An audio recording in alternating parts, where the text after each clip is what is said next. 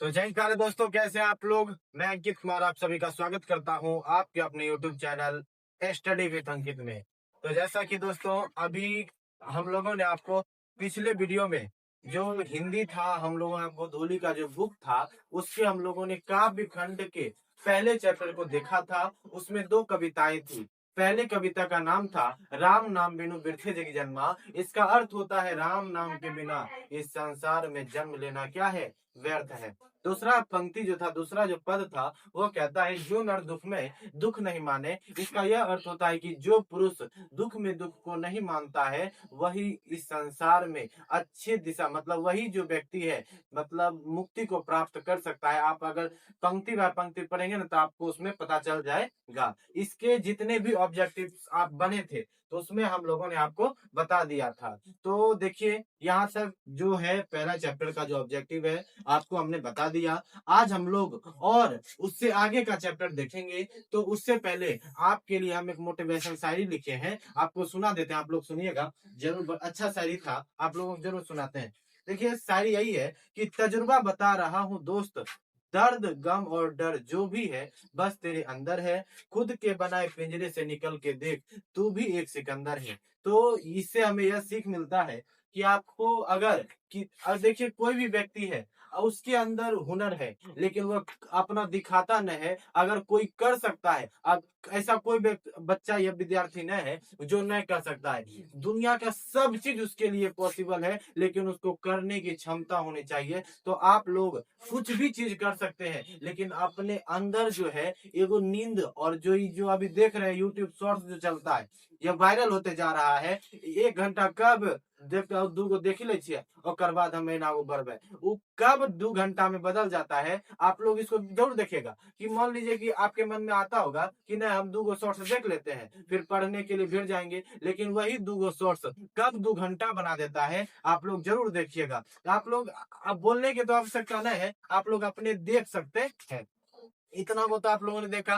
देखिए अगर पिछले वीडियो में हम लोगों ने एक दोस्त के बारे में आपको बताया था, वो दोस्त जो है बहुत अच्छे हैं लेकिन उनके बारे में जो कहे कम है। बहुत हेल्प किए हैं मेरी और कर रहे हैं। तो उनके लिए आप लोग जरूर कुछ कमेंट बॉक्स में बताइएगा। नाम आपको पता होगा, नाम बताने की आवश्यकता नहीं है। अगर कोई बाहर के होंगे तो उनको एक दिन परिचय करवा देंगे आपको शॉर्ट्स वीडियो में। वह बहुत अच्छे इंसान है, देखिएगा। लेकिन थोड़े काले हैं मेरे तुलना में, लेकिन अलग बात है। लेकिन वह देखने में क्या है, बहुत अच्छे हैं, दिल के ईमानदार हैं,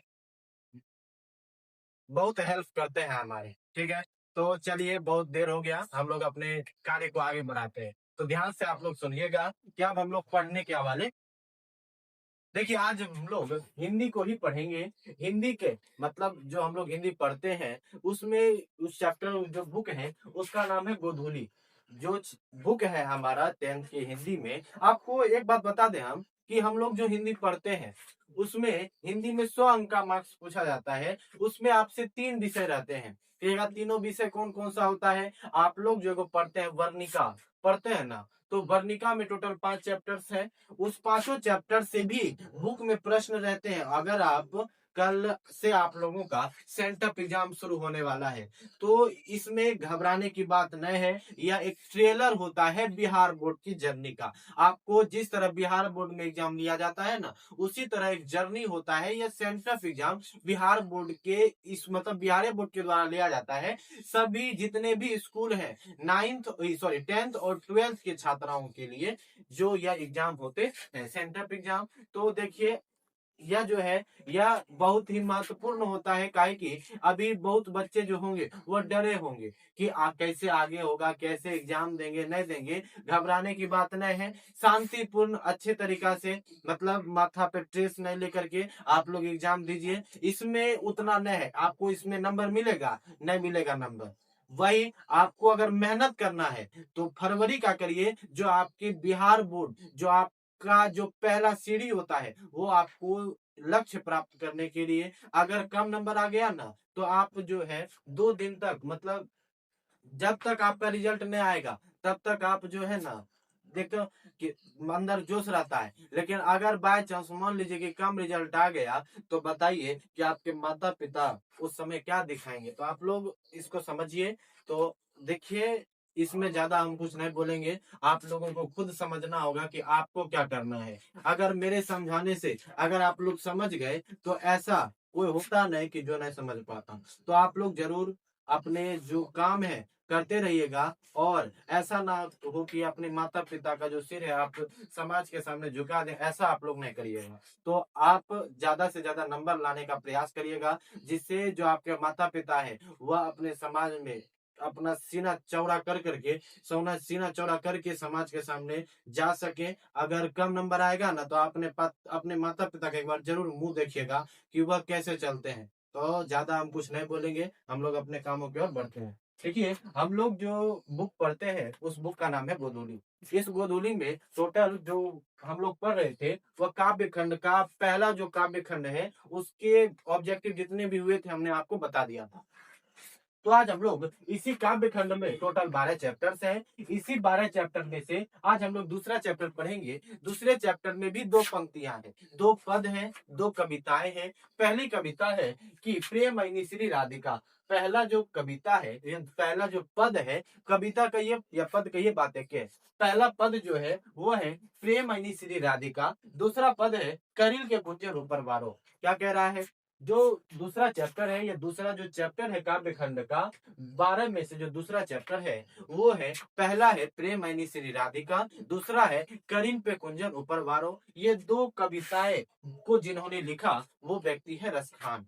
यह रसखान साहब जी हैं। ये दोनों कविता, ये दोनों पंक्ति और ये दोनों पद को जिन्होंने लिखा वो व्यक्ति है रसखान। तो आज हम लोग रसखान के या जितने भी है आपको आपको मतलब पढ़ना होगा कि इन्होंने अपनी कविता में क्या क्या बताया है। तो उसको अभी हम लोग नहीं पढ़ने वाले हैं। तो इससे अब जो हम लोग पढ़ेंगे वो ऑब्जेक्टिव क्वेश्चन को पढ़ेंगे। आखिर इससे जितने भी ऑब्जेक्टिव प्रश्न बनने वाले थे वो आज आपको हम बताएंगे कि इनसे कौन कौन से प्रश्न जो है बिहार बोर्ड पूछे हैं, या जितने भी है बिहार बोर्ड के पूछे जा चुके हैं बिहार बोर्ड के द्वारा। तो आप लोग जरूर इसको देखिएगा और लास्ट तक बने रहिएगा। तो हम लोग अपने कामों के आगे बढ़ाते हैं, बहुत समय हो गया। तो पहला देखिएगा, पहला प्रश्न क्या कह रहा है।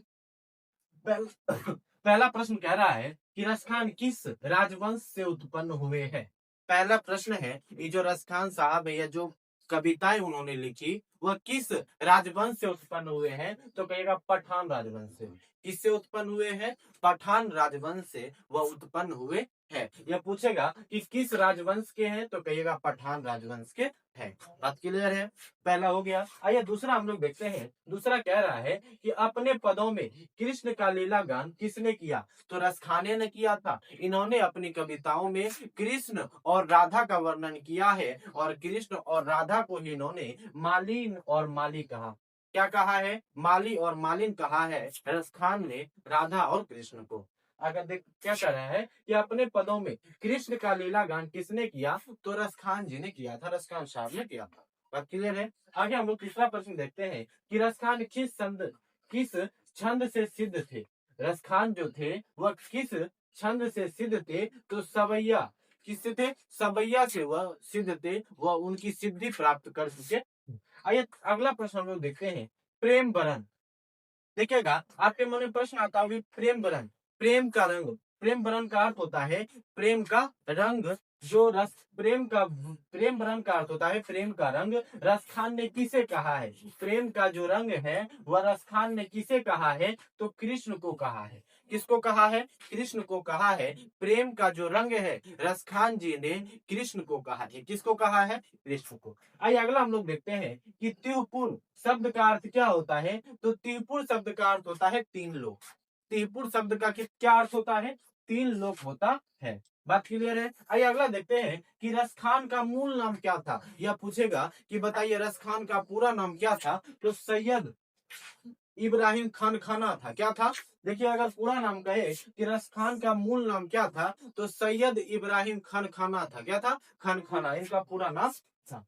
आइए हम लोग अगला देखते हैं कि इन्होंने बहुत सारी पुस्तकों को भी लिखा। जैसे एक पुस्तक है इनकी दान लीला। आपसे पूछेगा कि दान लीला जो है वह किसकी रचना है या किसकी कृति है। तो रसखान जी की कृति है। किसकी कृति है? रसखान जी की कृति है। आइए अगला हम लोग देखते हैं कि कुंजन का अर्थ क्या होता है। कुंजन का अर्थ अगर कोई पूछेगा कि बताइए कुंजन का अर्थ क्या होता है, तो कहिएगा कुंजन का अर्थ बगीचा होता है। क्या होता है? बगीचा। कुंजन का अर्थ क्या होता है? बगीचा होता है। आइए अगला हम लोग देखते हैं कि सुजान रस खान में, या ये देखिए इनकी वो किताब है सुजान रस खान।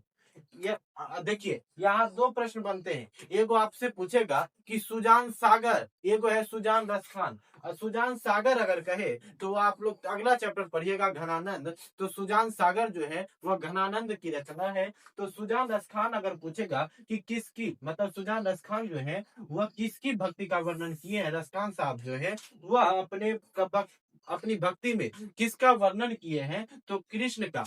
मतलब ये जो कविताएं हैं इसमें रसखान जी ने कृष्ण और राधा का वर्णन किया है। तो वही कह रहे हैं कि सुजान रसखान ने किसकी, यस रसखान जी ने किसकी भक्ति का वर्णन किया है अपने कविता में, तो कृष्ण की लीला का क्या है, किसी की कृष्ण की भक्ति का वर्णन किया है। आइए अगला हम लोग देखते हैं कि रसखान की काव्य भाषा क्या है। रसखान की काव्य भाषा क्या है, तो ब्रज भाषा है। रसखान की काव्य भाषा क्या है, रसखान की जो काव्य भाषा है वो है ब्रज भाषा। कौन भाषा? ब्रज भाषा। अगला हम लोग देखते हैं, अगला कह रहा है कि स्वच्छंद काव्य धारा के प्रवर्तक कौन है। स्वच्छंद, सॉरी सही है कि स्वच्छंद काव्य धारा के प्रवर्तक कौन है। तो देखिए यहाँ थोड़ा मिस्टेक हो गया है। स्वच्छंद काव्य धारा के प्रवर्तक कौन थे, तो रसखान जी थे। कौन थे? रसखान जी। स्वच्छंद काव्य धारा के प्रवर्तक कौन थे, तो रसखान जी थे। कौन थे? रसखान जी। बात क्लियर है? आपसे पूछेगा कि बताइए स्वच्छंद स्वच्छंद काव्य धारा के प्रवर्तक कौन थे, तो रसखान जी थे। कौन थे? रसखान जी। अगला देखते हैं आईनी का अर्थ क्या होता है। देखिए आईनी का अर्थ होता है खजाना। आईनी का अर्थ क्या होता है? खजाना होता है। 12वां नंबर प्रश्न क्या कह रहा है, आईनी का अर्थ क्या होता है, तो खजाना होता है। आईनी का अर्थ खजाना होता है। अगला देखते हैं कि रसखान के रचना काल के समय, रसखान के रचना काल के समय किसका राजकाल था। जब यह रसखान जो थे उनका जब रचना काल का समय जब था, वो उस समय किसका राजकाल था, तो जहांगीर का था। किसका था? जहांगीर का था। आइए हम लोग अगला प्रश्न देखते हैं कि रसखान को पुष्टि मार्ग की दीक्षा किसने दी। आपसे प्रश्न पूछेगा कि यह जो रसखान जी थे उनको पुष्टि मार्ग की दीक्षा किसने दी, या पूछेगा कि रसखान के गुरु जी का क्या नाम है, तो कहिएगा गोस्वामी विठलनाथ। क्या कहिएगा? रसखान को पुष्टि मार्ग की दीक्षा किसने दी, तो गोस्वामी विठलनाथ ने दिया था।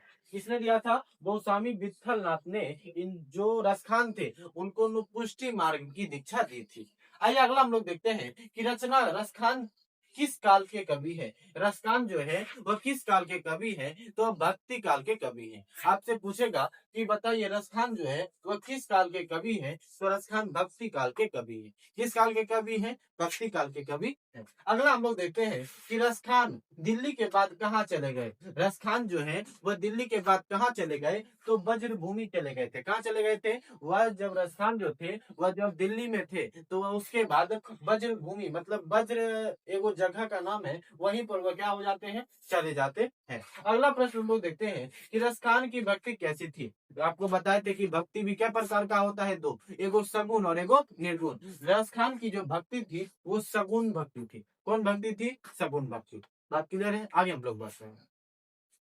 अगला है कि गोस्वामी विठल नाथ ने रसखान को किसकी शिक्षा दी, तो आपको बताए रसखान को पुष्टि मार्ग की दीक्षा किसने दी, तो गोस्वामी विठल नाथ ने। तो गोस्वामी विठल नाथ ने रसखान को किसकी शिक्षा दी थी, तो पुष्टि मार्ग की शिक्षा दी थी। किसकी शिक्षा दी थी? पुष्टि मार्ग की शिक्षा दी थी। अगला है कि प्रेम वरण का अर्थ क्या होता है। प्रेम वरण का अर्थ होता है ना प्रेम का रंग। यहाँ बताया आपको, कहाँ था, कहीं था, हाँ देखिए पूछा कि प्रेम वरण मतलब प्रेम का रंग रसखान ने किसे कहा है, तो कृष्ण को। वह कह रहा है कि प्रेम वरण का अर्थ क्या होता है, प्रेम का रंग होता है। क्या होता है? प्रेम का रंग होता है। अगला देखिए हम लोग क्या देखते हैं। अगला प्रश्न है कि रसखान का जन्म कब हुआ।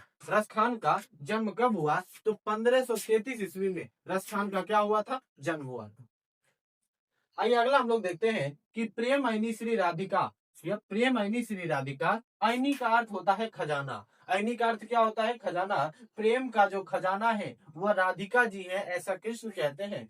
प्रेम ऐनी श्री राधिका, प्रेम ऐनी श्री राधिका में कितने दोहे संकलित हैं? कितने दोहे संकलित हैं? तो 4 दोहे क्या है? संकलित है। अगला है, देखिएगा आप लोग अगर पढ़िएगा तो ये जो प्रेम ऐनी श्री राधिका जो पहला पद है, इसमें 4 गो पद संकलित है। इसमें 4 गो क्या है नो संकलित है। इसमें क्या गो दोहे संकलित है? तो 4 गो दोहा संकलित है। आप लोग बुक देखिए खोलिएगा तो उसमें आपको मिल जाएगा कि प्रेम ऐनी श्री राधिका में कितने दोहे संकलित है? तो 4 दोहे संकलित है। कितने दोहे संकलित है? 4 दोहे संकलित है। अगला हम लोग देखते हैं, अगला है कि दान लीला में कितने छंद संकलित है? ये पूछेगा कि दान लीला किसकी रचना है? तो रसखान की। दान लीला में कितने छंद संकलित है? तो 11 गो। क्या गो? 11 गो। दान लीला में कितने छंद संकलित है? 11 छंद संकलित है। अगला हम लोग देखते हैं कि मालिन माली किसे कहा गया है? तो आपको बताए थे कि रसखान जो है वह कृष्ण को माली और मालिन कहे है। तो मालिन माली किसे कहा गया है? तो राधा कृष्ण को मालिन मालिन और माली कहा गया है। अगला है कि इस पाठ में चितचोर, चितचोर मतलब चोर किसे कहा गया है? तो चितचोर जो है वो कृष्ण को कहा गया है। ये जो दूसरा चैप्टर है हमारा, इसमें इस पाठ में चितचोर किसको कहा गया है? तो कृष्ण को है। आपसे पूछेगा कि चितचोर किसको कहा गया है? कृष्ण को। किसको? कृष्ण को। अगला हम लोग देखते हैं कि रसकान किस विषय से सिद्ध, किस विषय में सिद्ध थे? यह सवैया और छंद में क्या थे नो? सिद्ध थे। रसखान जो थे वो किस विषय में सिद्ध थे? तो सवैया और छंद में ये क्या थे? सिद्ध थे। अगला हम लोग देखते हैं कि सुजान रसखान किसकी रचना है? तो रसखान की रचना है। सुजान रसखान किसकी रचना है? तो रसखान की रचना है। अगला है कि प्रेम वाटिका किसकी रचना है? प्रेम वाटिका किसकी रचना है? तो रसखान की रचना है। प्रेम वाटिका किसकी रचना है? रसखान की रचना है। अगला है कि कवि रसखान किसके परम भक्त हैं? तो आपको बताए यह जो रसखान जो है वह किसके अपने कविताओं में इन्होंने कृष्ण और राधा का चर्चा किया है। तो यह जो कवि रसखान है वह किसके परम भक्त थे? तो कृष्ण के यह परम भक्त थे। देखिए ये दूसरा चैप्टर भी, जिस दूसरे चैप्टर में जितने भी ऑब्जेक्टिव हमको लगा कि न बन सकता है वो आपको हमने क्या कर दिया? बता दिया। तो आप लोग इसको लास्ट तक जरूर देखिएगा। अगर आपको वीडियो अच्छा लगा हो तो एक बार लाइक कर दीजिएगा, कमेंट कर दीजिएगा, सब्सक्राइब कर दीजिएगा। धन्यवाद।